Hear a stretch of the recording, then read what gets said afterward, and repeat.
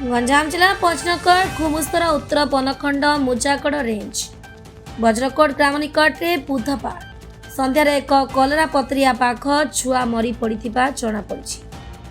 ଖବର ପାଇ ଡିଏଫ୍ଓ ହିମାଂଶୁ ଶେଖର ମହାନ୍ତି, ରେଞ୍ଜର ବିମ୍ବାଧର ସାହୁ ପ୍ରମୁଖ ଘଟଣାସ୍ଥଳରେ ପହଞ୍ଚି ଘଟଣାର ତଦନ୍ତ କରି ଫେରି ଆସିଛନ୍ତି।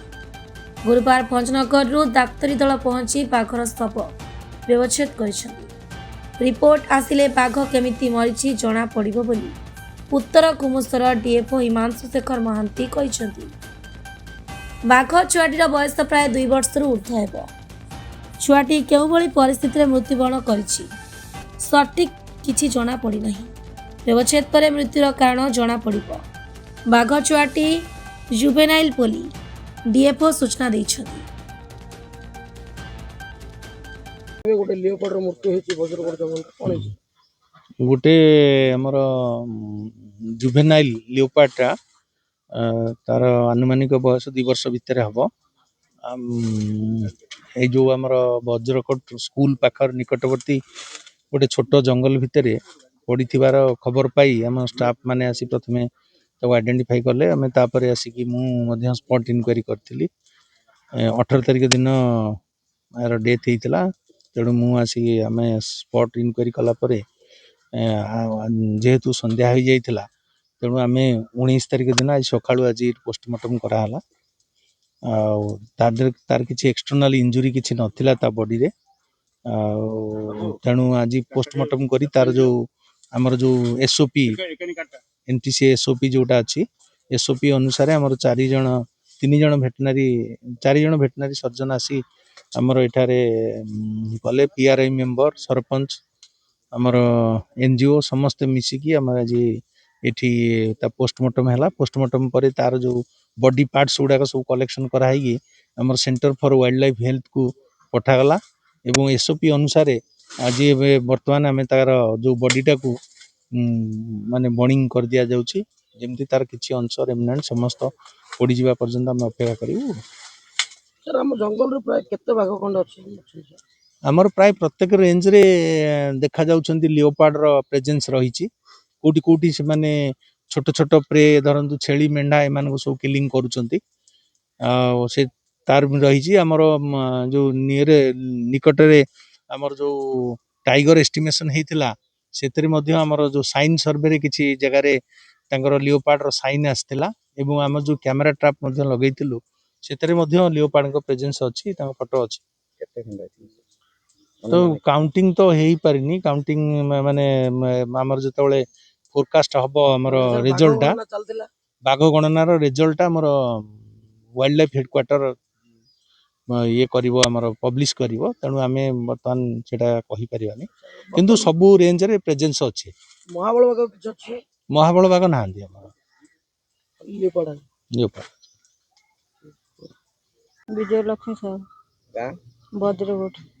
ତମ ଗାଁରେ ଗୋଟେ ବାଘ ମରିଥିଲା, କେମିତି ମରିଥିଲା, କ'ଣ ସେ ବିଷୟରେ କ'ଣ କହିବ?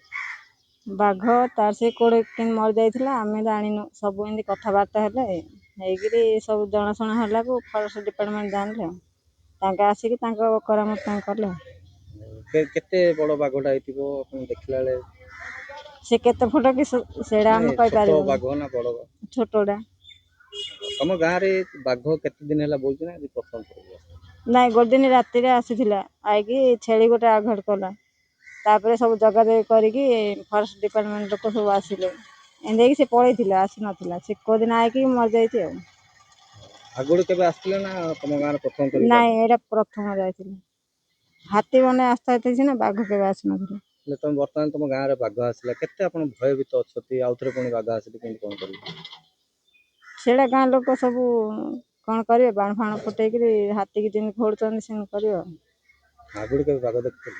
ନାଇଁ, ଏଇଟା ପ୍ରଥମ ଥର। ଆମ ଗାଁକୁ କେବେ ହାତୀ ବାଘ ପଶି ନଥିଲେ, ଏବେ ଏଇଟା ପ୍ରଥମ ଥର ପାଇଁ କହୁଛନ୍ତି। ଛେଳି ଖାଇଥିଲେ, କେମିତି କ'ଣ ଖାଇଥିଲା? ଆପଣ ଡିପାର୍ଟମେଣ୍ଟକୁ ଜଣେଇଥିଲେ? କାହା ଘରର ଛେଳି ଖାଇଥିଲେ? ସେଇଟା ଏବେ ଗାଁ ଭିତରେ ଆଗା ସେପଟ ସାଇଡ୍ ଅନ୍ଧାର ଥିଲା। ବାଘ ଆଇଛି ବୋଲି ହେଲେ କିଏ ଜାଣିନଥିଲେ। କୁକୁର ଭୁକିଲା ବେଳକୁ ସବୁ ଭାବିଲେ ହାତୀ ଆଇଥିବ ବୋଲି।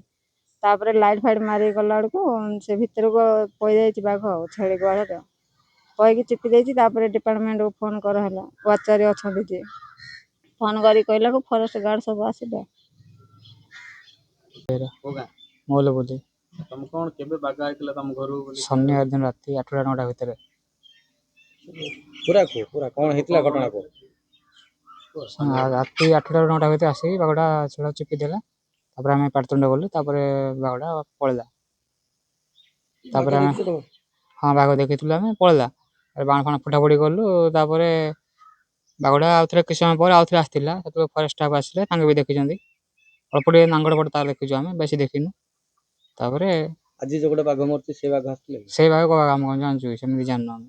ଆଜି ଗୋଟେ ଆପଣଙ୍କ ଗାଁରେ ବାଘଟେ ମରିଛି ହଁ କେମିତି କଣ ମରିଛି କଣ କେମିତି ମରିଥିବ ସେଇଟା ଆମେ ଜାଣିନୁ, କିନ୍ତୁ ସେଦିନ ଆସିଥିଲା ଫରେଷ୍ଟ ଷ୍ଟାଫ୍ ଦେଖିଥିଲେ। ଆପଣଙ୍କ ଗାଁରେ ବର୍ତ୍ତମାନ ବାଘ ଆତଙ୍କ ଆପଣ ପିଲା ଛୁଆ ଧରି ରହୁଛନ୍ତି କେତେ କଣ ଭୟଭୀତ ଅଛନ୍ତି? ସେମିତି ଆଗରୁ କିଛି ନଥିଲା, କିନ୍ତୁ ଏଇଟା ଫାଷ୍ଟ ଟାଇମ୍ ଆମେ ଜାଣିବାର ବାଘ ଇଏରେ। ଆଗରୁ ସେମିତି କିଛି ନଥିଲା ଆମର ଏଠି। ଭୟ ବୋଲି ସେମିତି କିଛି ନଥିଲା। ଏଇ ଚୋର ହାରି ଭଲ ମଣିଷ ନାହିଁ ଯେ, ନହେଲେ ହାତୀ ଆସିଥାନ୍ତି ଯେ ଗାଁକୁ ଆସିବେ ନାହିଁ, ବିଲ ମାଳ ଆସି ଧାନ ଖାଇବେ, ଭଲ ମନ୍ଦ କରି ଯିବେ। ଏମିତି ବାଘ ଆସିନଥାନ୍ତି ଆଗରୁ। ବର୍ତ୍ତମାନ କେତେ ଭୟ ରହୁଛି? ଏବେ ବାଘ ଭୟରେ ପ୍ରାୟ ଲୋକ ରହୁଛନ୍ତି ଆଉ। ଏବେ ଯୋଉ ବାଘଟା ବୁଲୁଥିଲା ସେଇ ଇଏରେ ଆଉ। ତମ ଯୋଉ ଛେଳି ଖାଇଥିଲା ଏଇ ବାଘଟା ନା ଆଉ କୋଉ ବାଘ? ଏଇ ବାଘଟା ଏକ ବାଡା ସେ ଖାଇଛି ଆଜ୍ଞା, ଆମେ କହିପାରିବୁ ଯେ ବାଘଟା ତ ବାଘଟା ଆଜ୍ଞା। କେଡେ ବଡ ବାଘଟା? ଆମେ ପଛ ପଡା ଦେଖିଥିଲୁ, ମାନେ ଛୋଟିଆ ସାଇଜର। ଆଉ ତାଙ୍କର ଲେଖା ହେଇଥିଲା ନା କଣ ଆମେ ପଢିକି କହିବୁ। ଗଞ୍ଜାମ ଜିଲ୍ଲା ପ୍ରତିନିଧି ଅମରେନ୍ଦ୍ର କୁମାର ପଟ୍ଟନାୟକଙ୍କ ରିପୋର୍ଟ, ଓଡ଼ିଶା ଟୁଡେ।